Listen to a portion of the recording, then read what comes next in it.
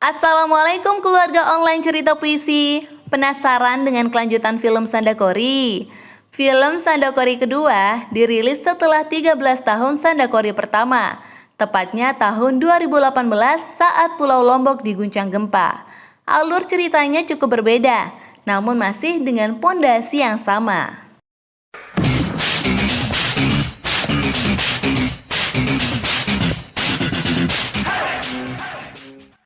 Seperti yang kita ketahui pada Sandakori pertama, Durai Ayya merupakan tokoh masyarakat yang sangat dihormati dan dicintai di kotanya, Madurai. Dia tetap menjalani hidup sebagai pimpinan gangster golongan putih. Saat ini, Durai menghadiri sebuah rapat penting di wilayahnya, rapat tentang perayaan keagamaan yang sudah diperbolehkan lagi diselenggarakan, setelah dilarang selama 7 tahun terakhir. Pengadilan melarang perayaan itu dilakukan untuk menghindari pertumpahan darah. Masalah ini bermula dari tradisi 7 desa yang melaksanakan perayaan keagamaan secara bersama sehingga sangat meriah, yaitu Desa Madurai, Sambadi, Arunghulam, Tekuru, Lasimpura, Mangalam, dan Kotayur. Ketika acara makan-makan, salah seorang warga yang membagikan lauk menyebut penduduk dari desa Tekuru menunggu perayaan hanya untuk makan daging saja. Ucapan itu memantik amarah penduduk Tekuru. Durai selaku penanggung jawab acara dan juga orang yang dihormati berhasil menenangkan perang mulut yang terjadi. Namun, penduduk desa Tekuru masih kesal dengan ucapan yang dianggap penghinaan itu. Masalah semakin membesar setelah seorang wanita dari Tekuru bernama Pecan Karasi alias Peci memprovokasi suaminya, Pandi. Peci menilai pria Tekuru hanya garang bicara saja tanpa berani bertindak. Pandi yang merupakan putra dari tokoh desa Tekuru membuktikan keberaniannya. Dia bersama anak buahnya mengejar dan menebas pria yang dianggap telah menghina itu.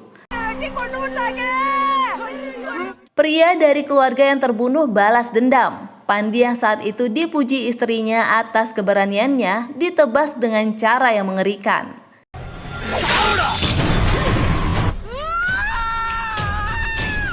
Peci tidak menduga suaminya akan mati secepat itu. Dia sangat murka, sakit hati. Mertua Peci, Karumayi selaku tokoh masyarakat di desanya juga tidak terima anaknya dibunuh. Mereka kemudian memburu semua laki-laki dari kelompok yang telah membunuh Pandi. Nyawa terus dibalas dengan nyawa. Tinggal satu orang pemuda yang tersisa dari keluarga pembunuh Pandi, namanya Anbu. Nyawa Anbu terselamatkan karena berhasil melarikan diri dan ditolong Durai. Anak buah Kuramayi yang terus menyerang Anbu dilumpuhkan dengan tenang oleh Durai.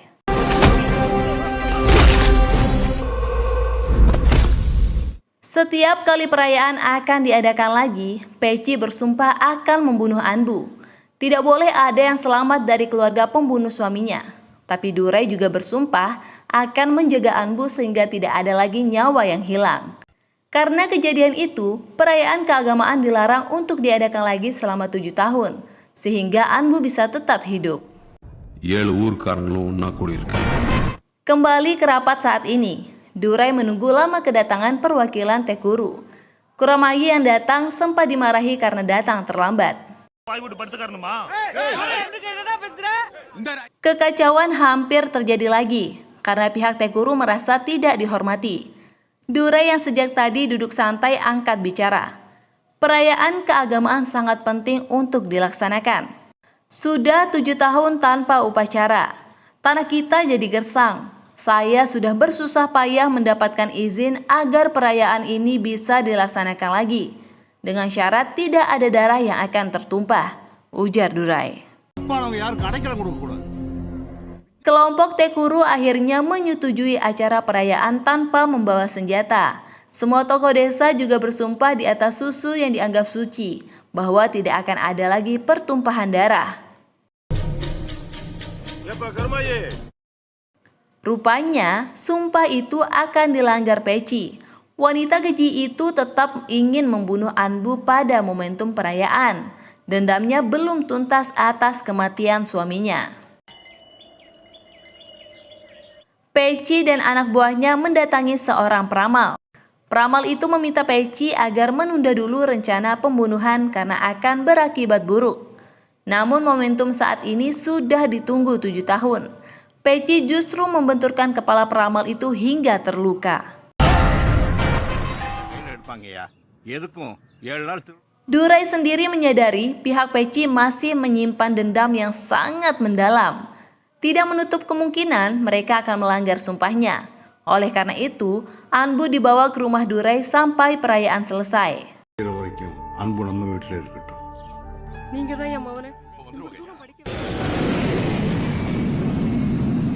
Anak Durai akan kembali ke desa setelah 7 tahun tinggal di Amerika. Penyambutan kepulangan sang pangeran itu sangat meriah di halaman bandara. Dialah Balakumaran yang diperankan oleh Vishal. Melihat penyambutan berlebihan yang dilakukan anak buah ayahnya, Balakumaran yang akrab dipanggil Balu memilih untuk pulang sendiri menggunakan taksi. Di rumah, penduduk desa juga sudah ramai menunggu kepulangannya. Saat jalan-jalan mengelilingi desa, Balu bertemu dengan seorang gadis cantik jelita bernama Sembaruti yang diperankan oleh aktris karismatik berwibawa, Kerti Suresh.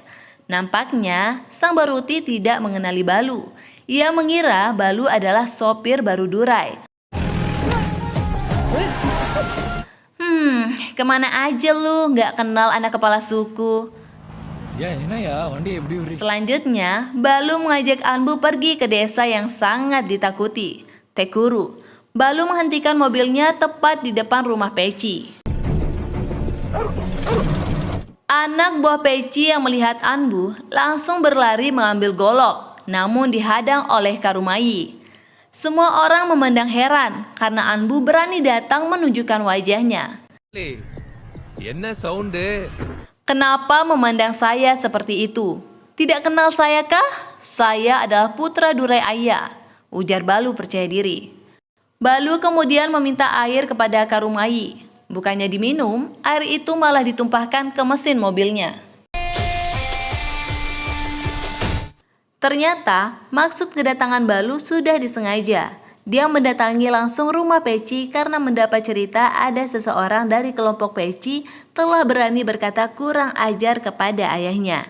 Namun orang itu kebetulan tidak ada di sana. Mengetahui kondisi perselisihan yang terjadi, Balu akan tetap di desa sampai acara perayaan keagamaan berakhir. Balu lalu pergi meninggalkan rumah Peci. Hari pertama acara sakral telah dimulai. Penduduk desa beramai-ramai mendatangi lokasi acara. Balu kembali bertemu dengan Sembaruti. Namun gadis itu masih belum mengetahui siapa Balu sebenarnya. Sampai-sampai Balu disuruh mengangkat barang. Melihat tingkah laku Sembaruti, Balu jadi teringat dengan kekasihnya 7 tahun yang lalu, Hema. Karakter Sembaruti hampir mirip dengan Hema, periangnya, tomboy, dan juga keras kepalanya. Balu masih merahasiakan identitasnya. Sembaruti memanggil Balu dengan sebutan sopir. Balu menyuruh supir ayahnya, Murugan, untuk mencari informasi tentang Sembaruti. Cie, udah mulai move on nih. Saat Murugan mau menceritakan identitas Sembaruti, tiba-tiba orang yang telah berani berkata tidak pantas kepada ayahnya datang ke acara festival. Darah Balu langsung mendidih. Pria itu adalah adik Peci. Balu ingin menghajarnya. Akan tetapi, Durai sudah datang dan mengajaknya ikut ke kuil. Balu pun mengurungkan niat. Murugan sendiri sudah rindu sekali melihat kekuatan yang dimiliki Balu. Hanya dengan satu pukulan, orang langsung terkapar.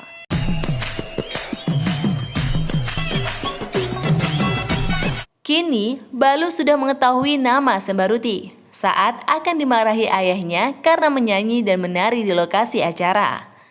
Balu juga mulai menyukai Sembaruti, apalagi tingkah lakunya hampir sama dengan kekasih lamanya. Seiring berjalannya waktu, ada benih-benih cinta yang juga sudah tumbuh di hati Sembaruti. Halo. Tak lama kemudian, sebuah mobil jeep datang dan menyeret Anbu. Balu yang melihat itu langsung mengejar dan menyelamatkan Anbu. Satu persatu anak buah Peci dihabisi dengan tenang agar tidak mengganggu acara.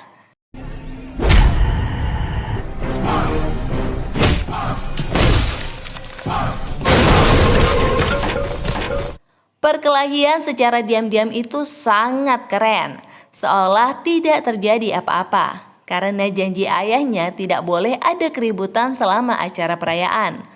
Rindu Murugan akhirnya terobati setelah melihat kembali aksi Balu menghajar habis lawan-lawannya.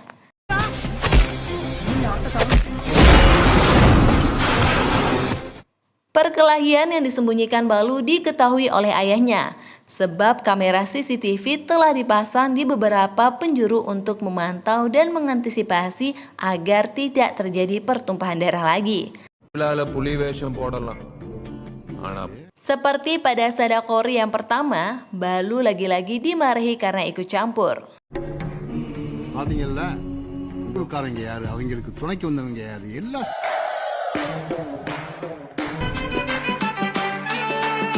Sementara Sembaruti begitu kaget melihat Durai berjalan dengan supirnya dalam sebuah prosesi. Kini dia mengetahui siapa Balu sebenarnya. Pria yang dianggap sopir ternyata anak orang yang paling ditakuti dan dihormati.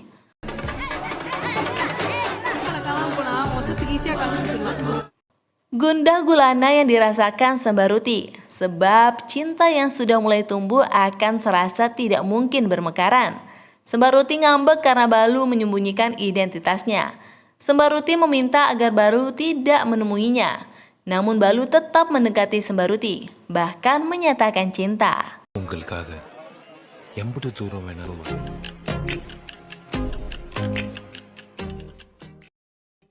Sementara kegagalan Peci membunuh Anbu tidak membuatnya jera. Kali ini anaknya sendiri yang masih bocil bertindak. Bocil yang sudah didoktrin untuk balas dendam itu menikam Anbu. Beruntung Anbu masih selamat karena hanya terkena goresan pisau.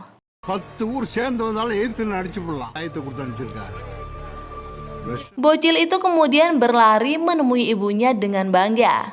Peci sangat senang melihat keberanian anaknya. Sungguh ibu yang jahat. Bagaimana jadinya anak itu setelah dewasa nanti? Dengan menunjukkan keberanian anaknya, Peci memarahi Karumayi dan yang lainnya karena hanya berdiam diri tidak bisa bertindak.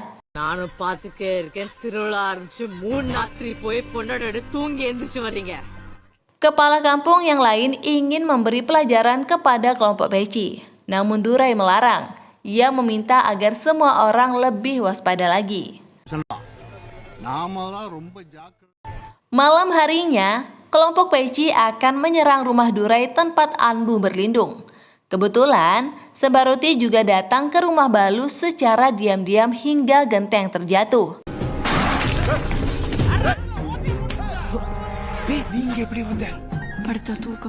Menyadari situasi yang sudah ramai, kelompok Peci mengurungkan niatnya.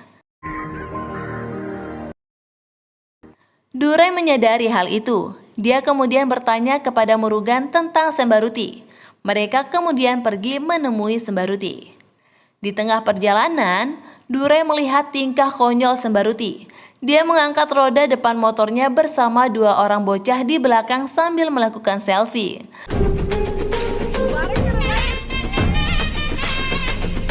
Melihat kelakuan Sembaruti, Durai hanya tersenyum. Ia kemudian meminta Sembaruti untuk membawanya jalan-jalan dengan sepeda motornya.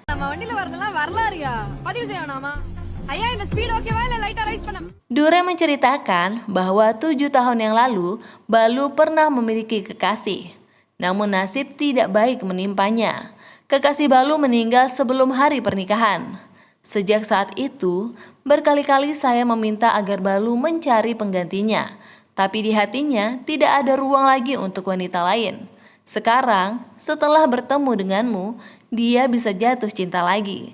Saya tentu gembira mengetahuinya, ungkap Durai. Durai meminta kepada Sembaruti agar tidak perlu lagi sembunyi dan masuk lewat jendela untuk menemui Balu. Durai juga berjanji besok akan menemui ayah Sembaruti untuk membicarakan pernikahan. Namun nasib malang menimpa Durai. Saat mengantar Anbu pergi menemui ibunya, orang suruhan Peci menghadang mereka. Durai meminta agar Anbu tetap berada di dalam mobil, sebab orang-orang itu hanya mengincar Anbu. Di tempat lain, Balu menyusul ayahnya, sebab ia tahu situasi saat ini bisa mendatangkan bahaya. Balu tidak ingin terjadi sesuatu terhadap ayahnya. Ketika akan menyusul ayahnya, Balu juga dihadang oleh anak buah Peci. Penyerangan di dua tempat terjadi. Durai melawan orang-orang yang mencoba menyerang Anbu, sedangkan Balu dengan kekuatan supernya berhasil mengalahkan musuh.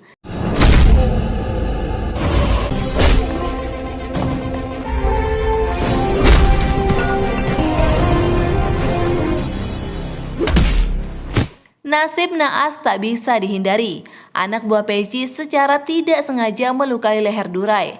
Karena takut, mereka berlarian kabur meninggalkan Durai yang telah terluka bersimpah darah. Balu kemudian sampai ke tempat ayahnya. Darah Balu mendidih dan akan membunuh orang yang telah melukai ayahnya. Tetapi Durai melarang dan meminta agar Balu tidak merusak acara perayaan yang sudah susah payah diadakan.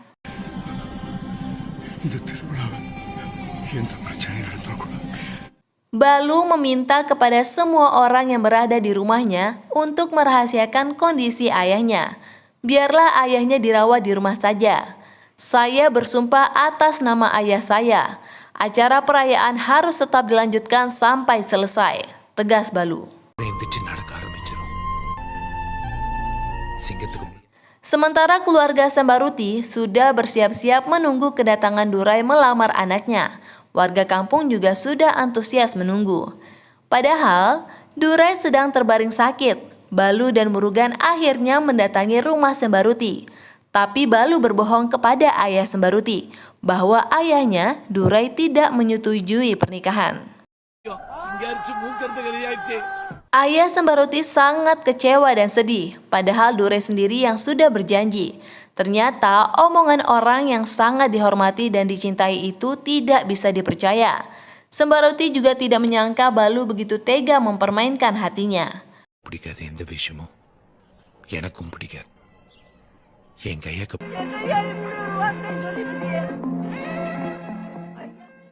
Beberapa tokoh masyarakat datang untuk menemui Durai. Dengan kemampuan Murugan meniru suara Durai, mereka berhasil mengelabui orang-orang yang ingin menemui Durai.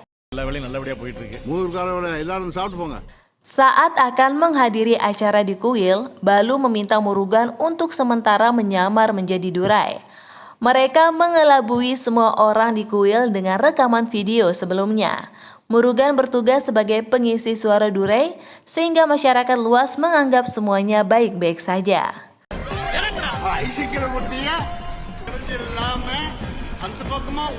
Sementara Anbu yang merasa bersalah kepada Durai menyerahkan diri kepada Peci. Dia sudah siap mati agar masalah selesai. Namun sumpah Durai berlaku juga untuk Balu. Dia tetap menjaga nyawa Anbu.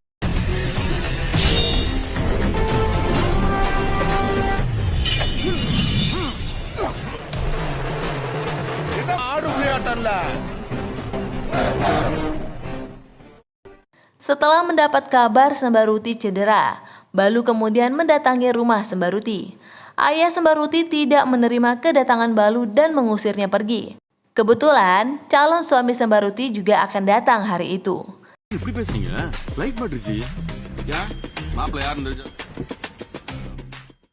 Beberapa saat kemudian, Sembaruti mendatangi rumah Balu dengan marah-marah dan menghina Durai. Balu dan orang-orang di rumahnya tidak menanggapi.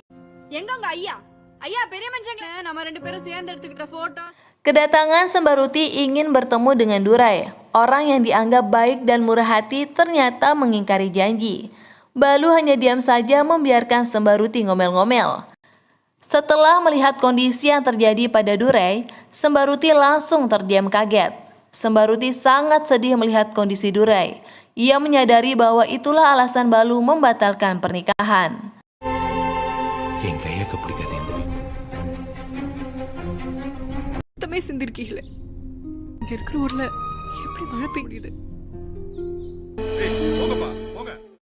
Pada hari ke-6 perayaan, kelompok Peci menyewa preman dari Rayalaseema, negara bagian Andhra Pradesh. Kelompok preman yang disewa sudah terkenal hebat. Tugas yang diberikan pasti selesai dengan baik untuk menangkap Ambu. Balu sendiri tegak berdiri untuk melindungi Ambu. Di tengah perjalanan, Balu dihadang oleh puluhan preman. Mereka adalah preman yang disewa Peci. Wah, ternyata kelompok preman yang disebut hebat itu diketuai oleh Kasi, gangster bengis Chidambaram yang pernah berkali-kali dipermalukan oleh Balu. Setelah melihat targetnya adalah Balu, Kasi langsung terperanjat ketakutan. Dia menyuruh anak buahnya untuk tidak menyerang Balu. Gangster bengis itu mendadak jadi lembut. Dia juga menyuruh anak buahnya membuang semua senjata. Ternyata setelah ditaklukkan oleh Balu, pada Sandakori pertama, dia langsung pindah dari Chidambaram. Namanya juga diganti, tapi profesinya tetap sama.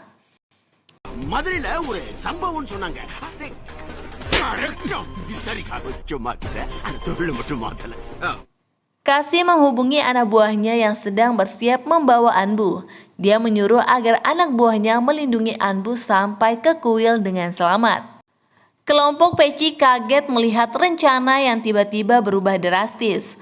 Orang yang seharusnya membunuh malah melindungi Anbu dengan sangat ketat. Di rumah, Durai mulai sadarkan diri, namun kondisinya kritis. Dia harus dibawa ke rumah sakit. Tapi dalam perjalanan, mereka dihadang oleh Peci dan anak buahnya.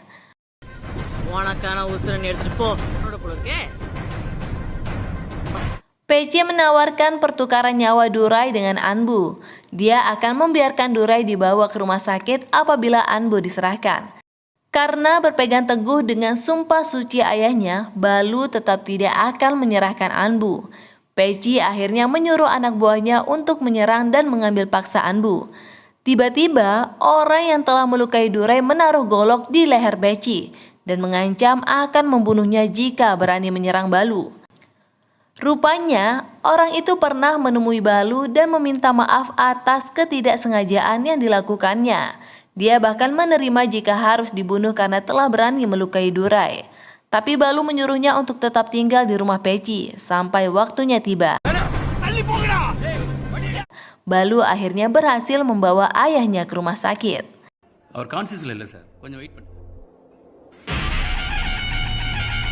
Keesokannya perayaan kembali dilanjutkan, tapi tanpa kehadiran Durai. Masyarakat mulai bertanya-tanya. Beruntung Durai bisa datang meski kondisinya masih lemah. Semua orang kini melihat kondisi Durai sebenarnya. Mereka marah dan ingin menyerang Tekuru, tapi Durai menenangkan mereka.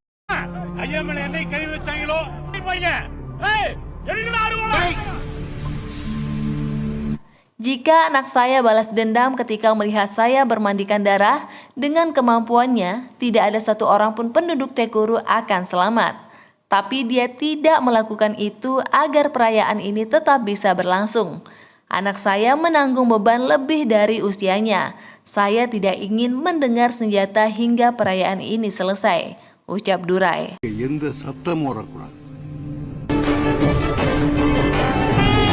Acara perayaan dilanjutkan kembali. Masyarakat sangat bangga dengan Balu. Dia layak menjadi penerus ayahnya, bahkan bisa jauh lebih hebat.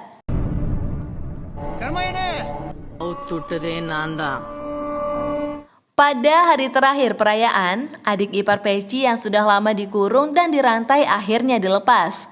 Dia menjadi gila atas kematian kakaknya. Balu dan ayahnya hampir ditebas, tetapi dihadang oleh orang yang telah melukai Durai. Tubuhnya dikorbankan sebagai penebus kesalahan yang telah dilakukan sebelumnya. Anbu juga ternyata sudah diculik. Seluruh warga kembali ingin membunuh kelompok Peci. Namun Durai lagi-lagi melarang. Dia sudah percaya sepenuhnya kepada anaknya.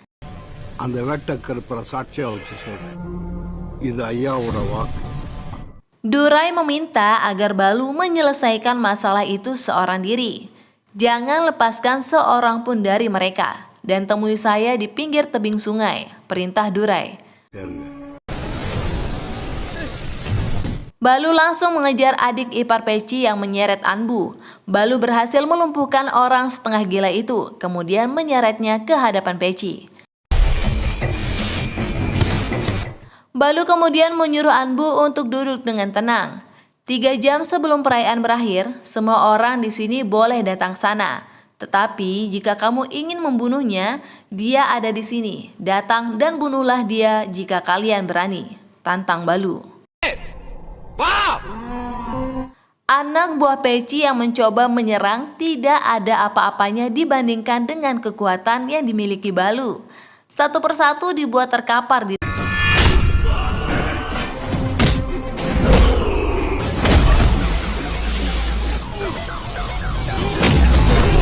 mertua Peci, Karumayi, juga dihancurkan.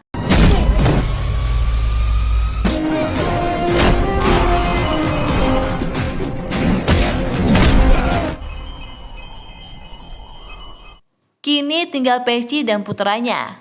Janda yang diselimuti dendam itu mengambil golok dan menyerang Balu. Balu sama sekali tidak melawan balik. Dia hanya berusaha menghindar meski sempat tergores. Tidak mungkin Balu bertarung dengan wanita. Dia tidak tega memukul Peci.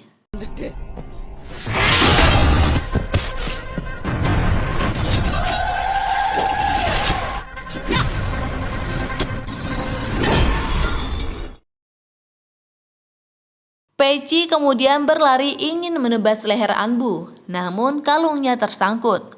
Golok yang seharusnya melayang ke leher Anbu lolos ke leher anaknya. Hampir saja anaknya mati di tangannya sendiri. Balu yang menahan golok itu meski tangannya harus terluka. Anak yang dibanggakan Peci justru diselamatkan oleh musuhnya. Peci benar-benar tersentak kaget. Dia sangat bersyukur anaknya masih selamat. Jika kemarahan kamu masih belum reda, pilihlah golok yang paling tajam. Habisi saya, kemudian bunuh Anbu, ucap Balu. Wanita jahat itu tersentuh hatinya. Air mata penyesalan bahkan menetes. Dia sangat menyesal. Saya tidak pernah melihat ibu saya. Ayah saya adalah segalanya. Saya tidak pernah bersujud di kaki siapapun kecuali ayah saya.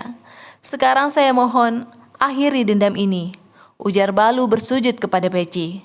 Acara perayaan keagamaan akhirnya selesai dengan baik. Hujan pun mulai turun deras seperti air mata Peci yang terus menetes ke tanah. Film selesai.